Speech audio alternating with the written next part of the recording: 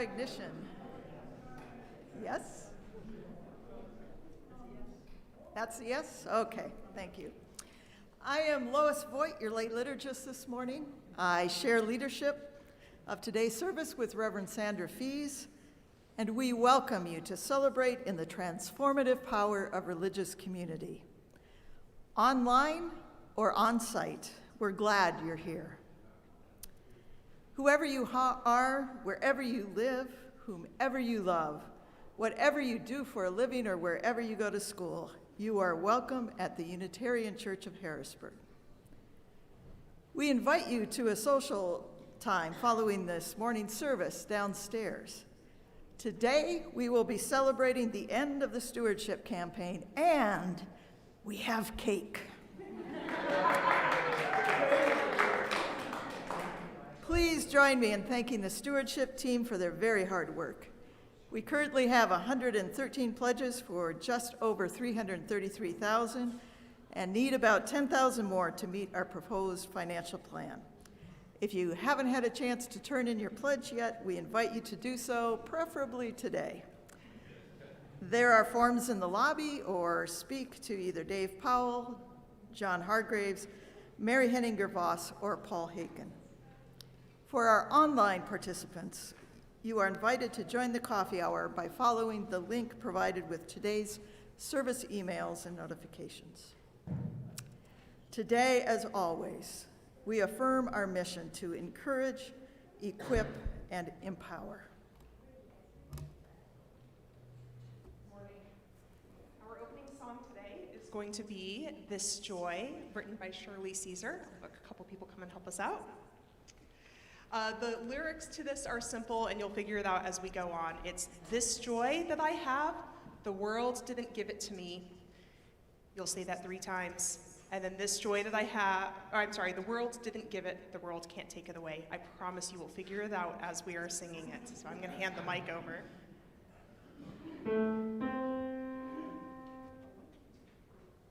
This joy that I have, the world didn't give it to me. Oh, this joy that I have, the world didn't give it to me. Don't you know that this joy that I have, the world didn't give it to me. Oh, I said the world didn't give it, the world can't take it. Oh, this strength that I have, this strength that I have. Oh, yeah. The world didn't give it to me. The world didn't give it to me. This strength that I have. This strength. The world didn't give it to me. Oh, I said that the strength that I have. The world didn't give it to me. Oh, I said the world didn't give it. The world can't take it. All this love that I have. This love that I have.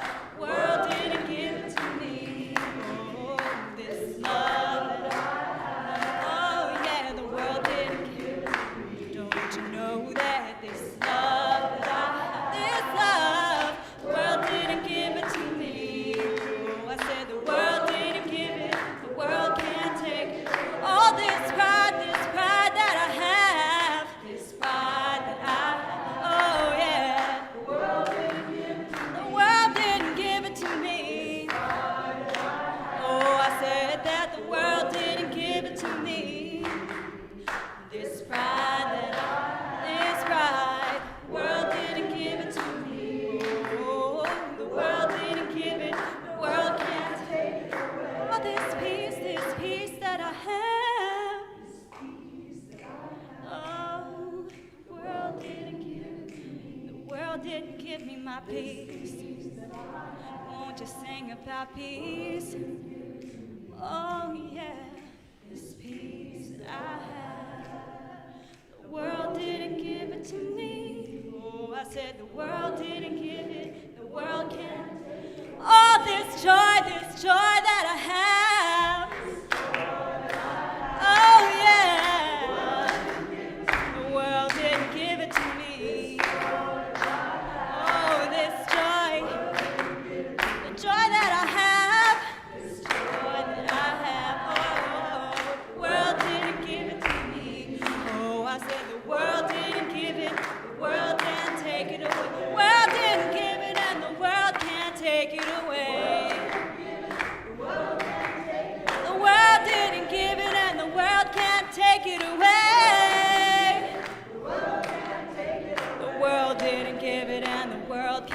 take it away.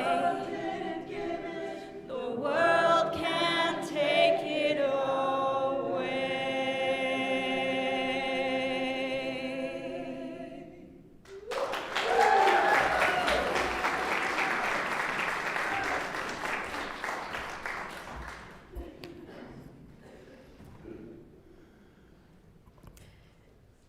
Deep calls unto deep, joy calls unto joy, light calls unto light. Let the kindling of this flame rekindle in us the inner light of love, of peace, of hope. And as one flame lights another, we pledge ourselves to be bearers of the light wherever we are.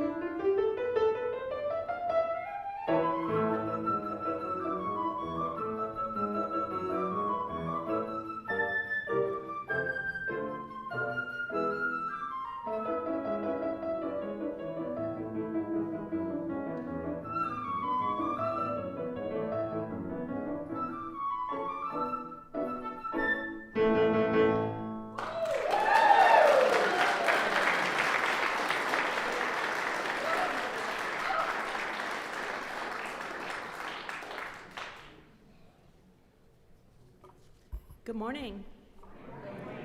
So my name is Corey, and I serve as your Director of Lifespan Faith Development. Today's story is titled Animal School by Deborah Greenstein. The story was loosely adapted from a story that George Revis wrote when he was the Assistant Superintendent of the Cincinnati Public Schools in the 1940s. I share this with you because it shows us how some things really haven't changed in the world of education. But before I begin, I need some volunteers to share this wonderful story with me. I will need a duck, a squirrel, an eagle, and a rabbit to act out some of the movements. You can stand off over here to the side to begin, and then when I call your animal, then you can come to the middle. So do we have any volunteers? Okay, we have two.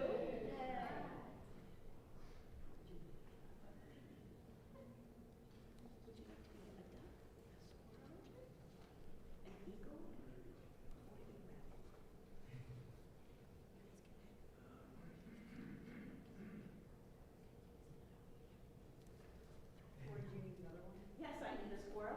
Oh, Amy would love me this. Oh, and an eagle. I need an eagle. There we go. Wonderful. Thank you. All right, let me set the story up for you first. Many years ago, the animals in the Great Forest decided that they wanted to start a school for all of their children.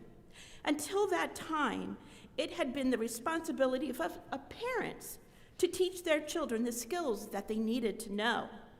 But the animals in the Great Forest wanted their children to learn from professional teachers. So they organized a school and hired staff. The animals met and decided to provide a standardized educational curriculum to their animal students. And where is, let's see, Carpenter. Okay. Yes, very good, okay. Because this story is also for her. Let's see, the teachers met, they had the standardized educational curriculum, so they adapted in what they call an activity curriculum. I'm sure everybody's heard of that, an activity curriculum, which consisted of swimming, running, flying, and climbing. All the animals took all the subjects because it was very important to them that no child be left behind. To ensure that students were progressing satisfactorily, achievement tests were administered, of course, to all the students. Here's what happened. The ducks, go to the middle. The ducks were excellent in swimming. Can you swim, Jack? Hold your duck up and you can swim. Yeah. In fact, the ducks were better than the teachers. But some of the ducks made only passing grades in flying, and all of them were very poor in running. Since they were slow in running, they had to stay after school for remedial running practice. And they had to drop swimming in order to practice running during the swimming class time. This was kept up until all the ducks' webbed feet were very sore. And the ducks were so tired that soon they were only average in swimming. But average was acceptable in school, so nobody worried about that except for the ducks. Now we need the rabbit. In running, the rabbits started at the top of their class, but they did very poorly in swimming.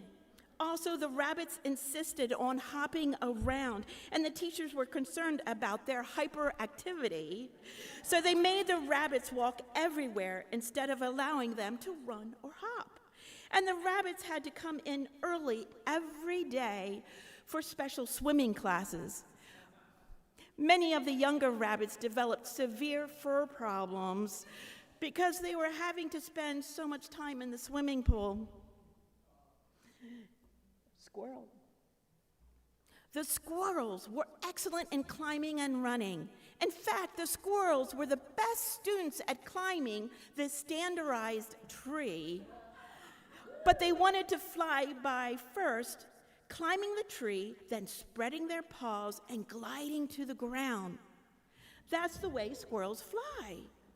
But in flying class, their teacher made them start on the ground first, and then the squirrels were not mastering their course material. So every day the squirrels had therapy, a flying therapist, that took the squirrels into the gym and made them do front paw exercises to strengthen their muscles so they could learn to fly the right way. The squirrels' paws hurt so much from this overexertion that some of them only got a C in climbing. Some of the squirrels failed climbing altogether. Now the eagles. The eagles were the problem children.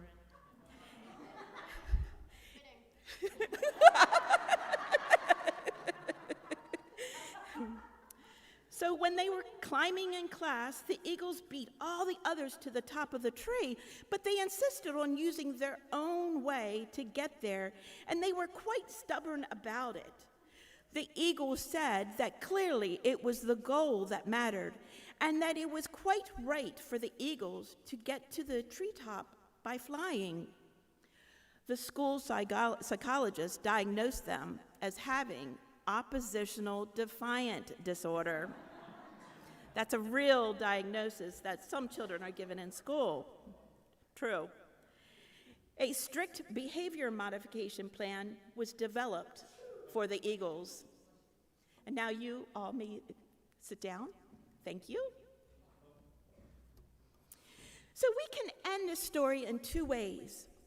Sad to say, in some schools, we still make squirrel children try to learn to fly by flapping their paws, and we punish eagles for being defiant about their right to be themselves.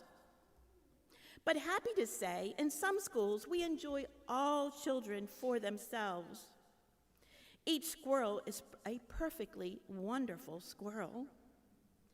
Each rabbit is a lovely rabbit, whether or not they choose to hop, to skip, or roll, or walk. And each eagle is allowed to be an eagle. And we encourage, yes, you're right, we're not going to leave the duck alone. And we encourage each duck to swim and to swim and to swim and not worry about learning to run. And the moral of this story is two things. When we try to make everybody the same, nobody is happy. And lastly, people can get hurt, and their very best gifts can go to waste. And now we will sing our children to their class.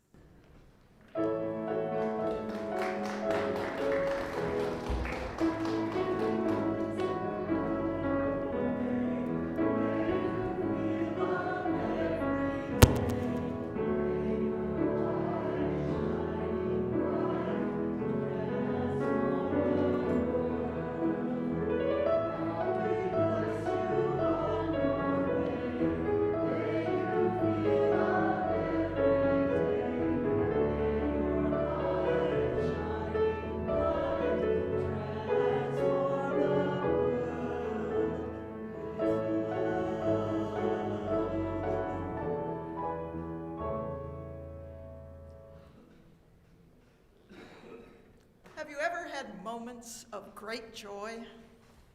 Maybe this morning. I certainly hope you have. I've been fortunate to have a good many during my lifetime, and I'm going to share a few to maybe jog your own memories. I'm not going to talk about the really big things like the first time you fell in love or the birth of your first child. I actually couldn't talk about that, but anyway. Instead, I'm focusing on those moments where everything seems just right.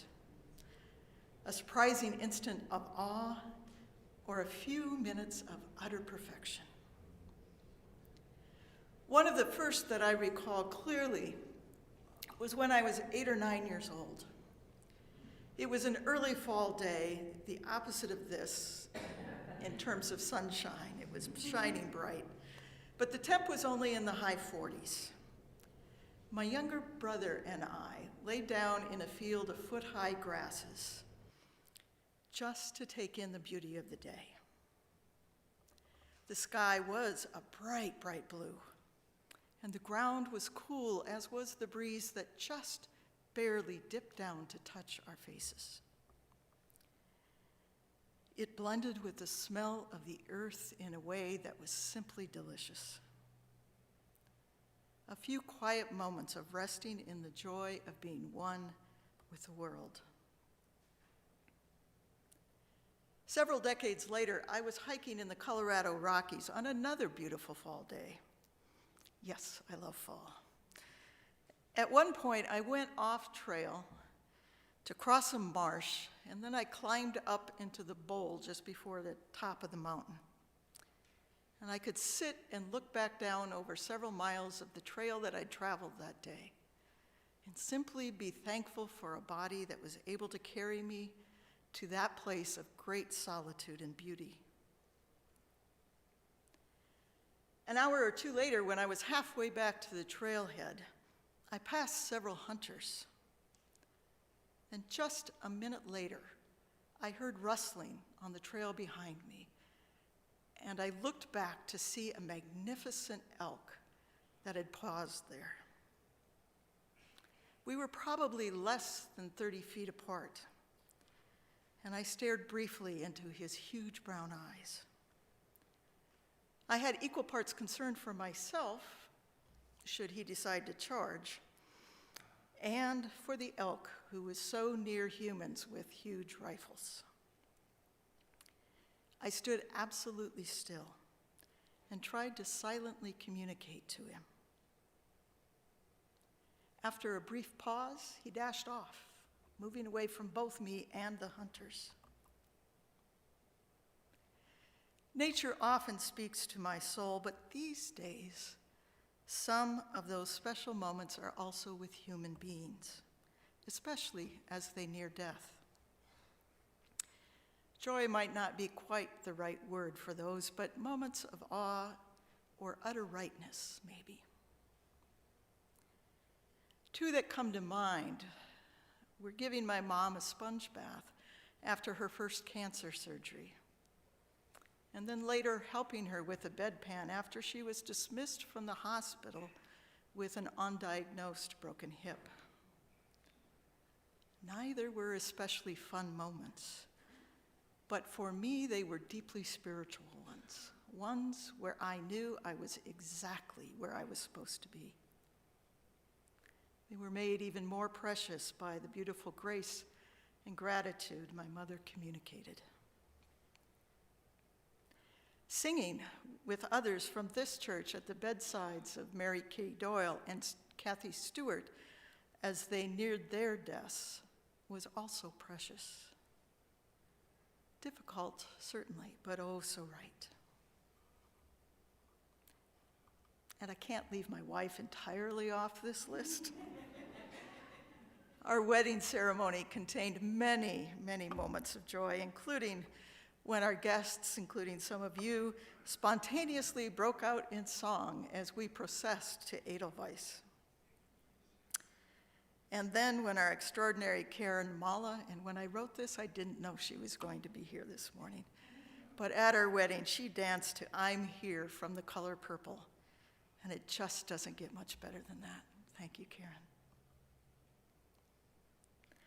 Nature, music, and human connection, they're what makes slogging through some of the rest of this life worth it.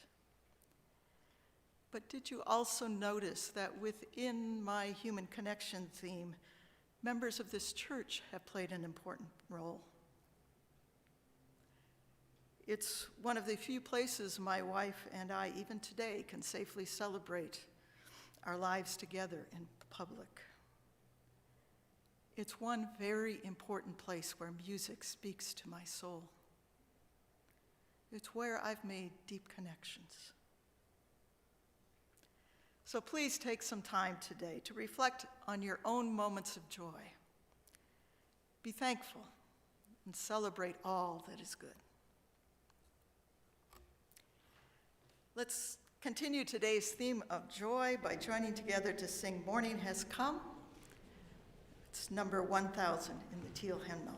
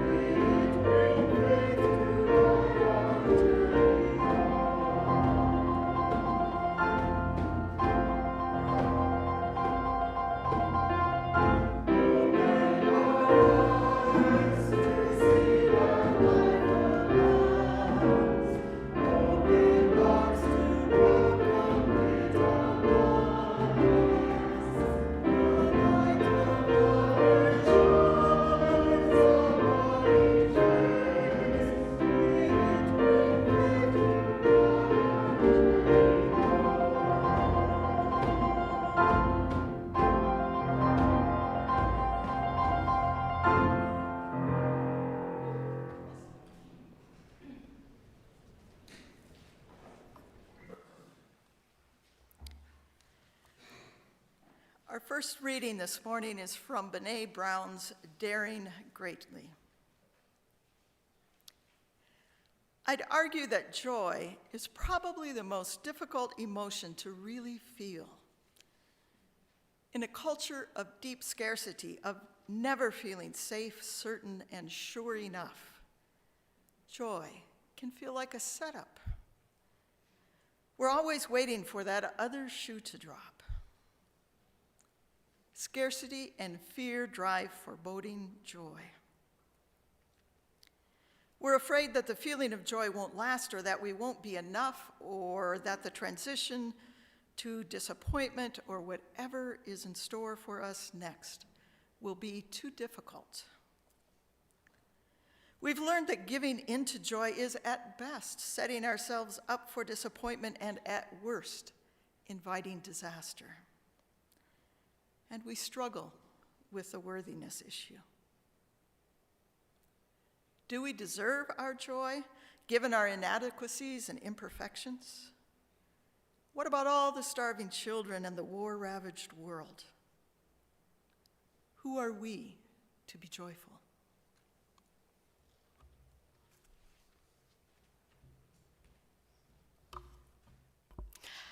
Our second reading this morning is from Adrienne Marie Brown. Pleasure is the point. She writes, "Pleasure reminds us to enjoy being alive and on purpose. Pleasure, embodied, connected pleasure, is one of the ways we know when we are free, that we are always free, that we always have the power to co-create the world. Pleasure helps us move through the times that are unfair, through grief and loneliness, through the terror of genocide, or days when the demands are just overwhelming. Pleasure heals the places where our hearts and spirits get wounded. Pleasure," she says, "reminds us that even in the dark, we are alive. Pleasure is a medicine for the suffering that is absolutely promised in life. Pleasure is the point.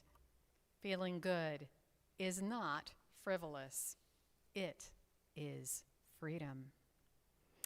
The words of Adrienne Marie Brown.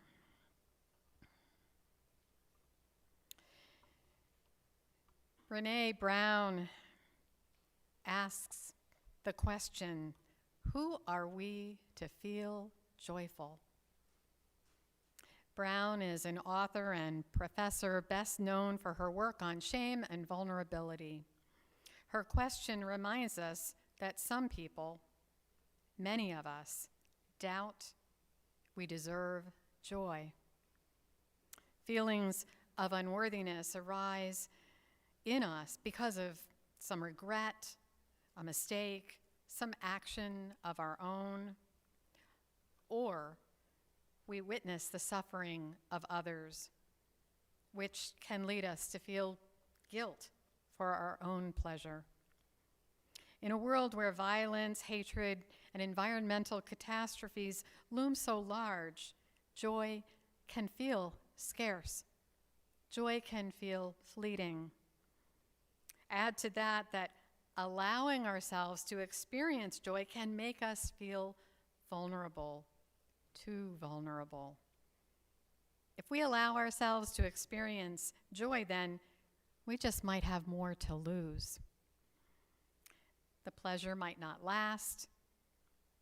It's really no wonder that Brené Brown argues that joy is probably the most difficult emotion to really feel. And yet, to the question, who are we to be joyful? I say, who are we not to feel joyful? Each of us is worthy of joy. Joy is part of being fully alive and fully human. Joy is something deep, something foundational, something holy, that spark of the divine that exists in us and beyond us. It is connected to spirit, to earth, to the depth dimension of life. It is not ultimately subject to surface shifts and changes. That's the reason that even during the most difficult of times, joy can still be resonant in our very being. It enlivens us and enables us to live with purpose and with meaning. It helps and heals us. Writing about pleasure, the activist Brené Brown says, pleasure is the point. Now, she doesn't mean this in a self-serving way at all. Instead, she's reminding us that pleasure helps us move through the times that are unfair, through those times of grief and loneliness, through the terror of genocide or days when the demands are overwhelming. She says, you heard her words before, pleasure heals the places where our hearts and spirits get wounded. Feeling good is not frivolous, it is freedom. Feeling good is freedom. And freedom is something Unitarian Universalists have historically embraced. You use historically connected freedom to the concept of having a free faith, meaning one that's non-dogmatic. For us, the idea of freedom, though, also means freedom from a life of drudgery. Right? It means freedom from the threat and fear of hell and damnation, something our forebears rejected. It also means freedom from oppression.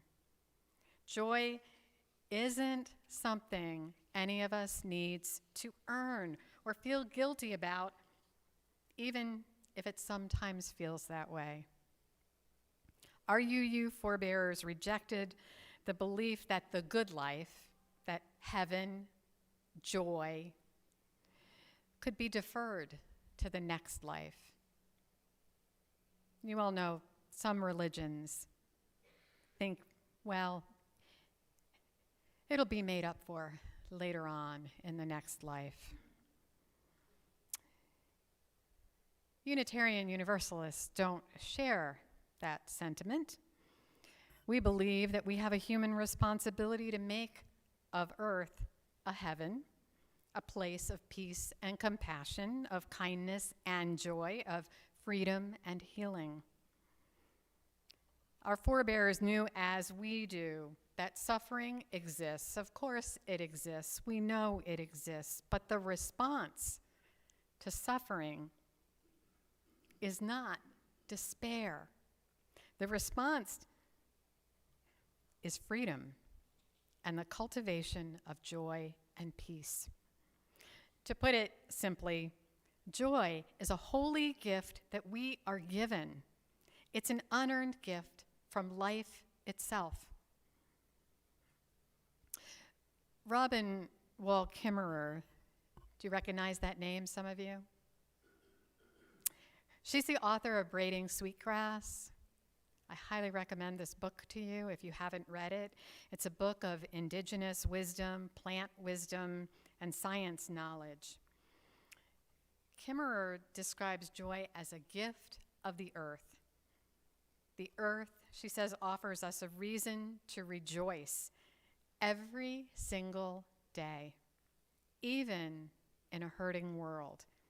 According to Kimmerer, even a wounded world is feeding us. Just think about that. Even a wounded world is feeding us. Even a wounded world holds us, giving us moments of wonder and joy. She goes on to say, I choose joy over despair, not because I have my head in the sand, but because joy is what the earth gives me daily, and I must return the gift. So not only is joy something that is gifted to us, but it is also something we give in return. So how are we to stay connected to that gift of joy? How can we more fully honor the gifts the earth is offering to us? How can we find joy and amplify it? Well, we have to choose it, for one thing. Notice how Kimmerer says, I choose joy over despair. I think that's maybe why Brené Brown says that joy may be the toughest emotion to really feel, because we have to choose it even when the world is hurting, even when we are hurting, even when someone close to us is hurting. Even then, we are called to choose joy, or at least to be open to it. It's a tall order some days. And there will be, of course, those times in our lives when joy is going to be harder to embrace and may even seem impossible. So we just may need to do a little joy spotting. This term, joy spotting, comes from designer and author Ingrid Fettel-Lee. And when I heard that term, joy spotting, I really became enamored of that word because it says just what it means, right? She describes joy spotting as the practice of paying attention to and savoring images and experiences of joy. And she recommends keeping a journal. Maybe some of you do a gratitude journal. Yes, anyone do a gratitude journal? That's a fabulous practice too. Might try a joy journal. It could be written reflections, images, photographs. Well, this past week, I don't keep a joy journal, but I do keep a journal, and joy often appears there. The experiences of joy this week, because I did a little intentional joy spotting as I was reflecting on this topic this morning. So I've been savoring what Lois really described as those small moments. And sometimes the small moments are the big moments. You know, sometimes we think we're waiting for those large, gigantic joys that are going to show up, and sometimes it's those really small ones that get us through the days. And one that I have been savoring this week, actually I savor it every day pretty much, is my cat, Belle. She connects me to nature, to wildness, and brings the joy of her vitality to me. She has that brightness about her. She's 5 and she wants to play a lot. And she wants me to play with her. Sometimes I don't feel like it. But she's kind of insistent, and when I do play with her, what I find is that she's joyful and her joy brings me joy. I also did a little joy spotting, noticing the greening of my yard. The trees are lush, even more so with this rain we're getting. From my study, the leafing of the trees is a daily delight. And when I do my yoga practice, I can see those leaves outside. And one morning, a blue jay showed up at my window. And one morning, a junco. Another morning, a squirrel. And I end my daily yoga practice with baby pose. And that always brings a smile to my face, just in case I've forgotten to smile during my practice. So it's a great way to end it.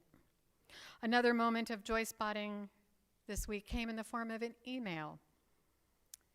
A friend that I haven't talked to for a while sent me a lovely note, just checking in. She's a virtual poet friend. I've known her for about 3 years. I met her in an online workshop, and we were part of a group that was meeting monthly for a while. So when I got her note, because I haven't seen her for a while, she and I have not actually ever met in person. When I got her note, after not talking to her for some time, I really brought me that moment of joy and pleasure and reconnection. And then there was a phone call with a friend, a dear friend of mine, another joy. And there were blueberry muffins that my partner Chris made. He's the baker in our household. And there was the lovely wedding I officiated last Sunday for Debbie Reihart's daughter, Hannah. And there were more moments, many of them on my walks this week. There were children playing basketball at the elementary school. There was a father on his walk pushing a stroller with a sleeping infant. And then when I got back to the house from my walk, there was a mandarin orange that I peeled and ate. And today, here, we gather in worship, your faces, your voices. These are all joys. All of these. One joy, I think one joy begets another. In our chalice lighting words, Gordon McKeeman said, "Deep calls unto deep, joy calls unto joy, light calls unto light." So who are we to be joyful? Who are we not to be joyful? Who are we not to turn the world around in healing and hope? Who are we not to strive for that human freedom of mind and body and spirit? Who are we to refuse the bounty of the earth? I hope you will each spend a little time today and in the days ahead joy spotting on purpose. Notice where joy is showing up in you and the world. Know that you deserve to be joyful. Pleasure is the point.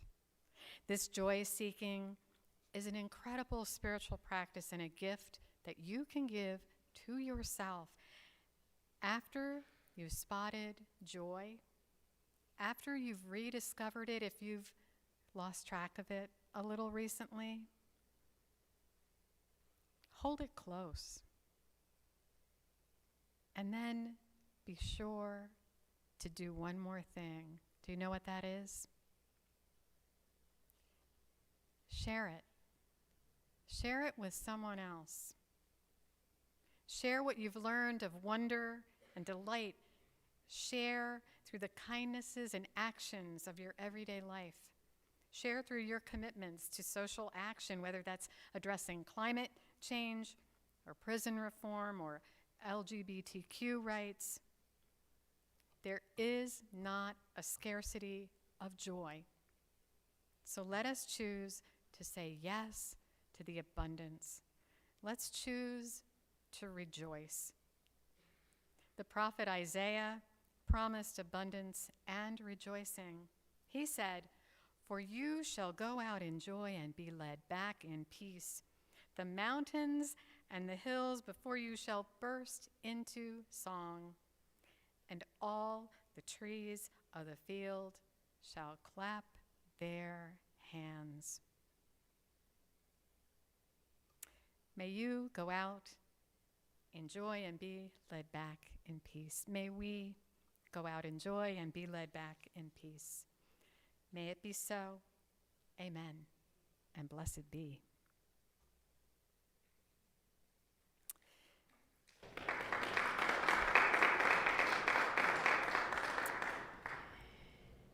It is part of our collective spiritual practice as a community to reflect on and share our joys and our sorrows. We share those tender places in our lives and rejoice in what is going on well, what's going well and beautifully in our lives. Our prayers that we share here in this sacred space, here together, they offer us healing medicine for what ails us and helps to lift our spirits in joy. You are invited to give expression to your joys and your sorrows by placing a stone in our healing and common bowl of water where it can be blessed with a spirit of community.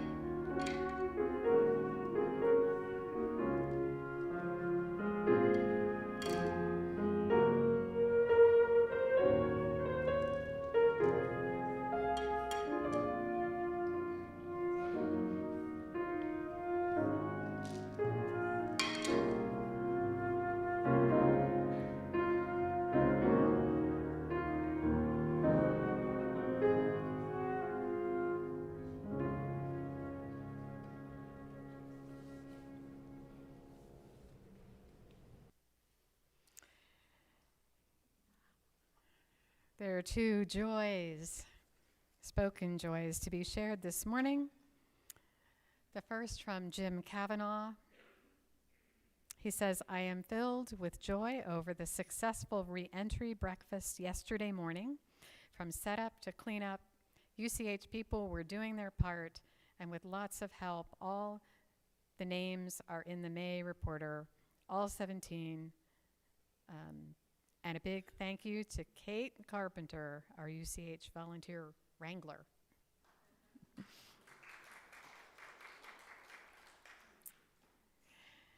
And from Karen Sykes, for Karen and Ed Sykes, we are very happy to report that our son has returned safely from his deployment in Japan. So we rejoice in those two joys this morning. Let us hold these joys and also those that are unspoken, as well as the sorrows among us, in compassion. Let us hold them in a moment now of shared silence.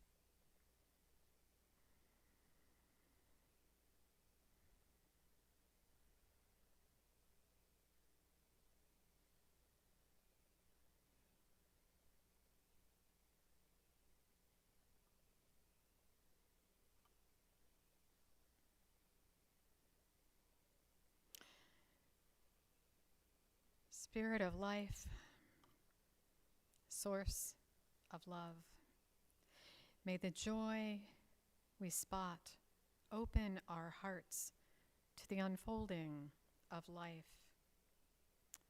May it help to heal the tender, hurting places. May we each know that we are part of an interdependent web of life and love. May we know pleasure. May we be held and nurtured by the gifts of this earth. May it be so.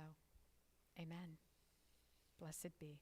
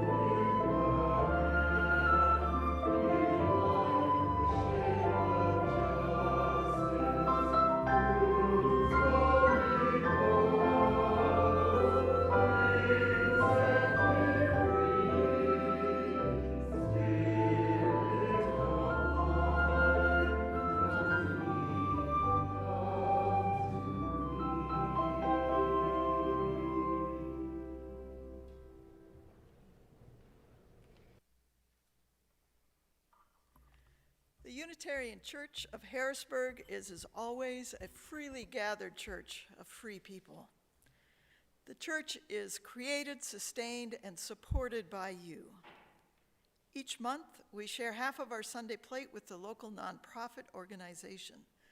For the month of April, UCH will be sharing the plate with the Harrisburg Center for Peace and Justice. Founded in 1965, the center educates the Harrisburg community about housing issues and opportunities and provides counseling and advocacy for individual clients. For those of you who wish to contribute online, please see the email with a link for today's service or visit uchbg.org homepage for options for contributing. For those of you who are here in the sanctuary, the collection plates will be passed around by today's ushers. Your financial support and commitment matter. Please consider giving what you are able.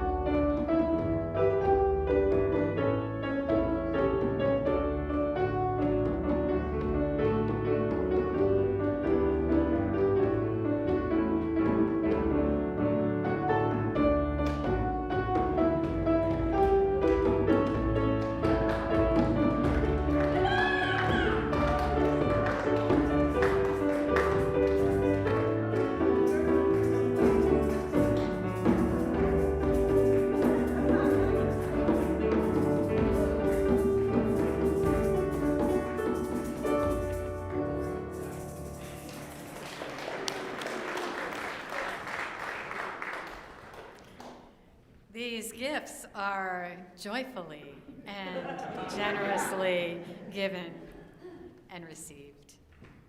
As you have shown commitment to others with your financial gifts, we now affirm our covenant together. Will you join me in reading our affirmation in unison?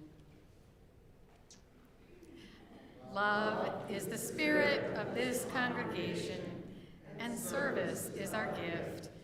This is our great covenant, to dwell together in peace, to seek the truth in love, and to help one another. Our closing hymn is in tribute to Harry Belafonte, who died this past week at the age of 96. He was a great performer and a great humanitarian, and his song, Turn the World Around, is included in our teal hymnal. Will you please rise and join in singing number 1074, Turn the World Around.